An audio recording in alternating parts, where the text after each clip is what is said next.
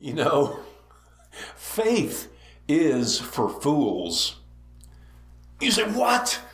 What do you mean faith is for fools? Well, I mean, when you think about it, in the natural, faith is kind of a foolish thing, you know? You got people out there believing in something that they can't see, they're believing in something that they can't hear, or at least perhaps you can't see or you can't hear. Maybe these people that we're calling fools, maybe they are seeing something. Maybe they are hearing something.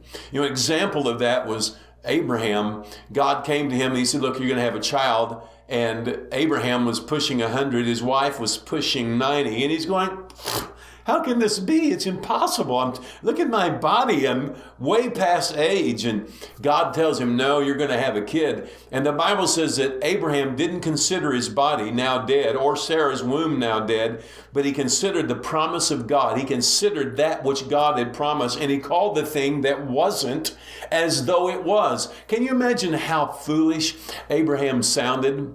Really, now think about it. He's 100 years old. His wife is 90. And he's telling people and saying it out loud, we're going to have a child. He's calling for something that isn't. It's not possible. People who are that age don't have babies.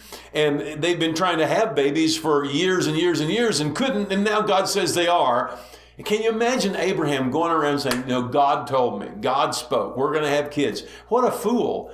But maybe he's not a fool. Maybe he's heard something. Maybe he's seeing something. Maybe he's in another realm of believing and saying. And see, when you start in the area of faith, it's not just hearing it and seeing it, it's saying it. If you don't say something, it's not going to happen. It says that Abraham called the things that were not as though they were. You're going to have to open your mouth up. It's going to take some prayer. It's going to take you standing up saying, I know that God is saying and speaking this, and you start speaking and you start saying, and that's what the Bible calls faith. Get a hold of it. Why don't you get a hold of it right now? Grab a hold of faith and make it your life. Hey, if you haven't got my book, you need to get it.